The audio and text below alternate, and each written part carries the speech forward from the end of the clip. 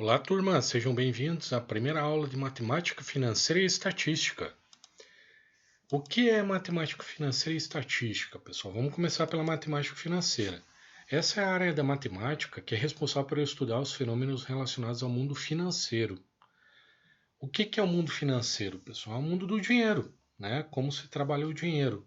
Aqui a gente está falando de juro, desconto, acréscimo, tudo isso a gente trabalha na matemática financeira. Percebo que é algo muito utilizado dentro das empresas, né? Afinal de contas, para que a empresa consiga prosperar, crescer, reinvestir, gerar emprego, ela precisa fazer um bom uso do recurso financeiro que ela tem. É muito comum que a gente tenha empresas com um produto muito bom, com uma operação muito boa, mas se ela descuida da gestão financeira, ela vai ter dificuldades com certeza, né? E a matemática financeira estuda a equivalência de capitais no decorrer do tempo. Vejo que isso é muito importante, no decorrer do tempo, ou seja, como se comporta o valor do dinheiro no tempo. A gente vai trabalhar a questão de juro, que é a remuneração ou o pagamento, né, com ônus ao longo do tempo. E nós temos um conceito bem interessante que é a inflação, né? Você já deve ter ouvido falar muito sobre isso, a gente vai tratar. A inflação ela indica a perda do valor do dinheiro ao longo do tempo, né? Se a gente pegar historicamente um produto que a gente comprava com R$ 10 há 10 anos atrás, hoje a gente vai precisar de um valor bem maior para comprar aquele mesmo produto, certo? E a estatística, ela é a ciência que utiliza teorias probabilísticas, probabilidade, tá, para explicar a frequência da ocorrência dos eventos. Ou seja, ela vai estudar uma amostragem, uma partezinha de um todo, e a partir daquilo faz uma extrapolação e tem-se um resultado mais amplo. Vejam que a gente acompanha a pandemia nesse ano 2020, né? E a gente vê todo dia no noticiário as teorias probabilísticas sendo aplicadas, né? Nós vemos o quanto que tem sido registrado de novas ocorrências e de mortes, e por ali você extrapola para a população em geral. Com uma pequena amostragem de testados, você estima o quanto que pode já ter sido contaminado. E a gente vê também algo que nós vamos ter agora no ano de 2020, as eleições, né? A estatística é muito utilizada nas pesquisas eleitorais, né? A estatística ela estuda a coleta, organização, análise e registro de dados, como eu falei, por amostragem. Você faz através de uma amostra, coleta, organiza esses dados, analisa, para poder ter um registro bem preciso daquele fato que você está estudando. Então é isso que a gente vai ver nessa matéria.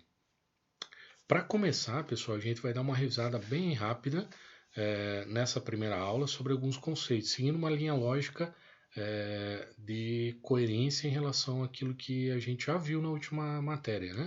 Nós começamos com a fração. Eu vou trabalhar com vocês aqui fração, razão e proporção, para a gente chegar na regra de 3 e percentual, que é algo que a gente vai usar bastante, vocês vão perceber que no mundo financeiro, né, na matemática financeira, se utiliza muito o percentual.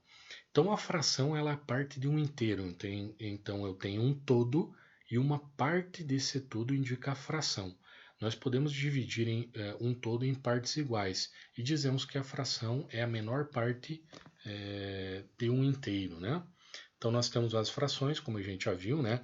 1/2, 5/8, 10/15. E a gente lembra que a fração ela pode ser simplificada, né? Então eu tenho 10/15, o divisor comum para esses dois números, né? O numerador 10 e o denominador 15 é 2/3. A gente dividir 10 por 5 resulta em 2 e 15 por 5 resulta em 3. E aí a gente já está falando de proporção que a gente vai revisar logo logo. Né? Uma proporção 2/3 está igual na mesma proporção de 10/15. Então a gente pode simplificar a fração. Razão e proporção são conceitos intimamente ligados, né? A razão é a divisão de A ascendente por um B consequente. Então a razão ela faz uso da fração para indicar uma condição, né? Uma relação. Então nós vamos voltar ao exemplo já usado, né? 1/2, 5/8, 10/15. Aqui os exemplos que a gente já tratou, né?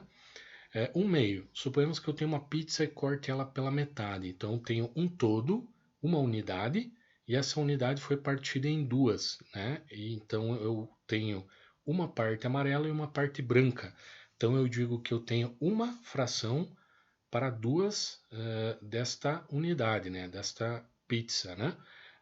E nos 5 oitavos, um exemplo que a gente viu na sala de aula, né? De cada 8 alunos, 5 são meninas. Então eu tenho uma fração de 5 para 8. 5 são meninas, de um total de 8 alunos. E aqui o 10 quinzeavos, a nossa barrinha de chocolate, né? Nós compramos uma barra de chocolate com 15 quadradinhos, comemos 5, e aqui eu tenho a representação de 10 para 15. Tinha 15, retirei 5, e agora eu tenho uma quantidade de 10, uma fração de 10 para 15. Sobrou 10 quadradinhos de um total de 15 que eu tinha. A divisão entre duas grandezas se dá sempre a primeira em relação à segunda. No exemplo, a gente tem uma representação muito comum nas escalas, né, de mapas, o registro no mapa e o comprimento original, né? Então no mapa eu tenho 16 centímetros e no comprimento original são 8 metros. A gente já viu a conversão, né, na última aula, né? Então o 16 centímetros, 8 metros representa 800 centímetros. Então eu tenho 16 centímetros está para 800, ou uma razão de 1 para 50. Quando eu falo qual é a escala daquele registro do mapa, né? Eu vou dizer que para cada centímetro que eu tenho ali desenhado, lá no comprimento no terreno original, né? No original eu tenho 50 centímetros, né? Então uma proporção de 1 para 50, e ele representa uma divisão. 1 dividido por 50 é um pedacinho de 50, ok? Então a fração ela é uma parte de um todo, e a razão indica essa correlação. O quanto daquela fração e o quanto que eu tenho no todo, né? O total de frações, né? Então, voltando ao exemplo aqui do chocolate, né? O todo seriam 15 quadrados e eu tenho 10 apenas, 5 já foi consumido. Então, tem uma relação, uma razão de 10 para 15. 10 disponíveis de um total de 15 que existiam, ok? Então aqui nós entendemos fração, que é uma parte, e a razão, que é essa correlação existente na fração. Partindo do pressuposto que a gente tem uma correlação dentro da razão, a proporção ela é dada pela igualdade entre duas razões. Se eu entendo que a razão representa uma correlação, e eu pego duas frações, e essas frações têm uma correlação de igualdade, eu digo que existe uma proporção, tá? Então, matematicamente falando, a gente tem essa formulazinha, né? A está para B, assim como C está para D.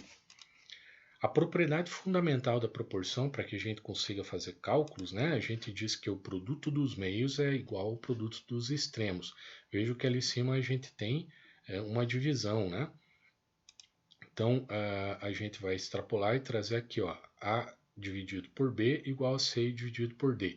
Vejam que eu continuo representando a mesma coisa, né? Mas à esquerda da setinha aqui eu tenho a tradicional forma de apresentação da fração, e à direita eu fiz uma apresentação diferente para a gente ver o quê?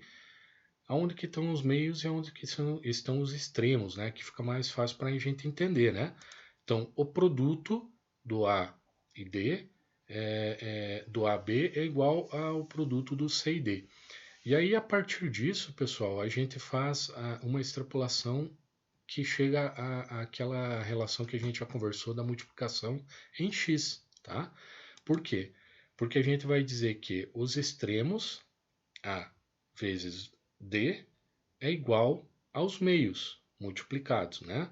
B vezes o C, ok? Por isso que a gente chega naquela lógica da multiplicação em x.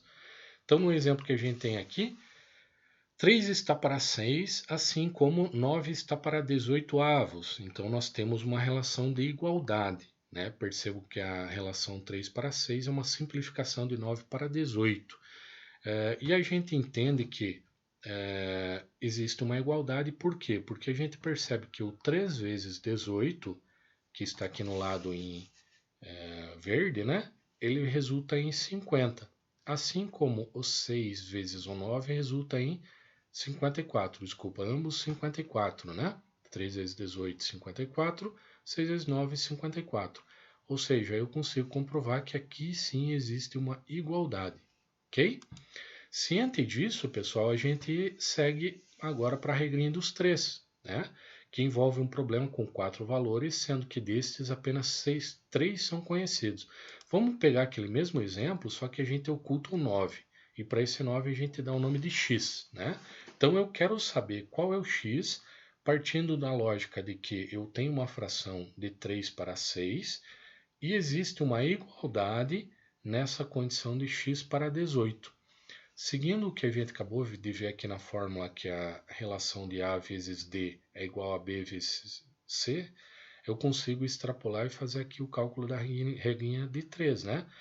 Então eu vou ter o A vezes D, né, o 3 vezes 18, e o B vezes C, o 6 vezes x.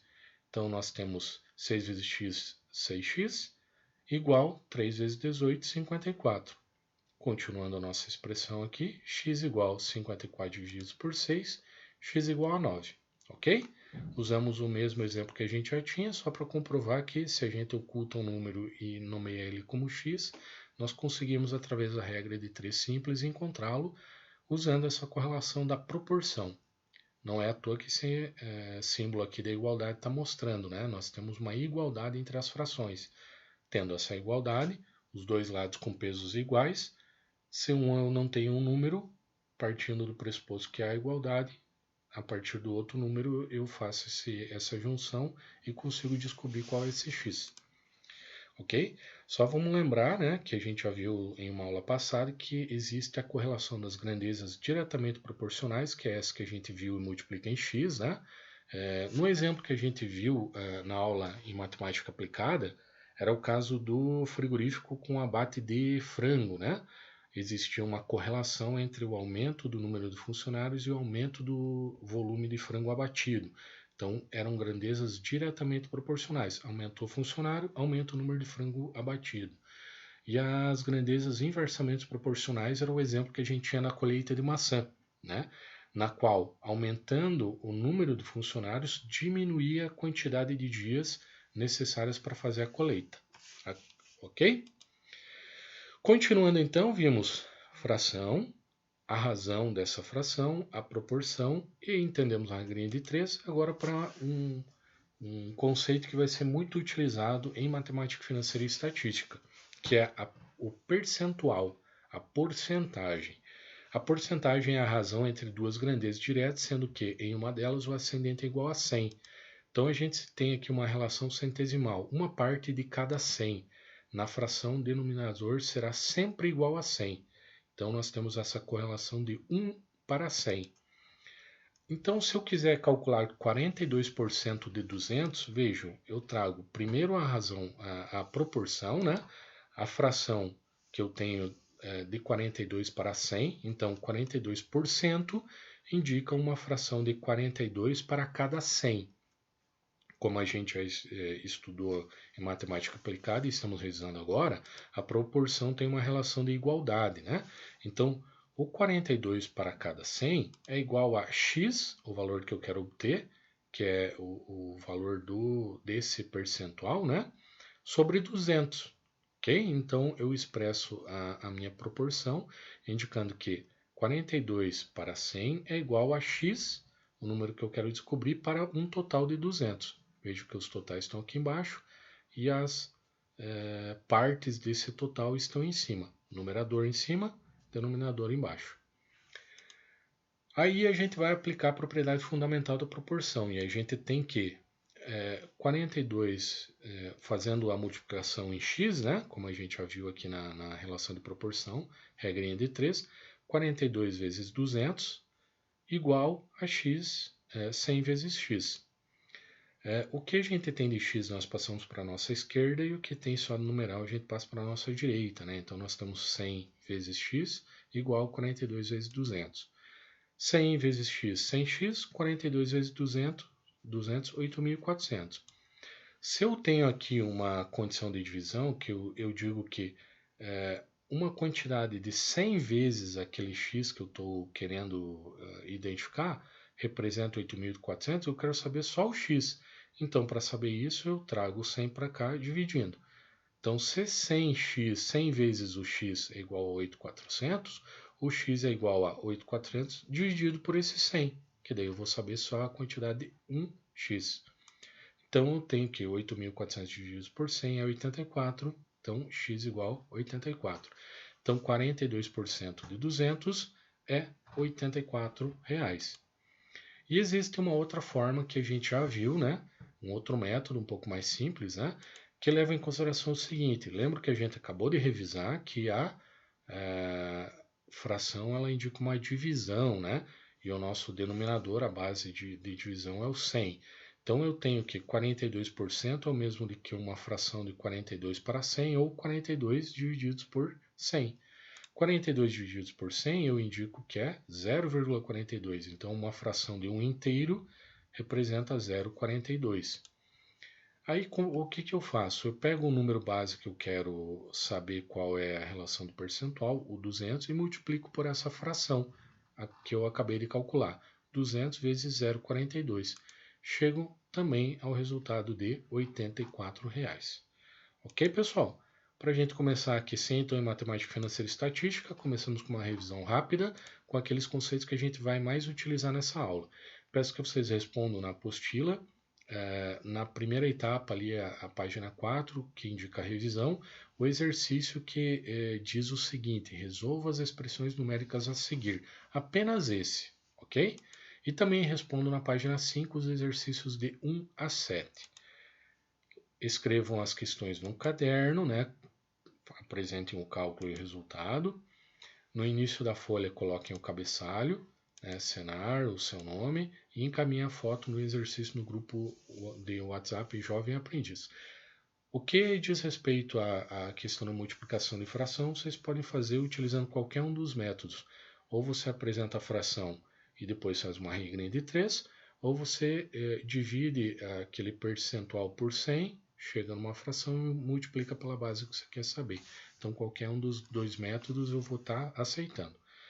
Até mais, pessoal, e uma ótima aula para vocês.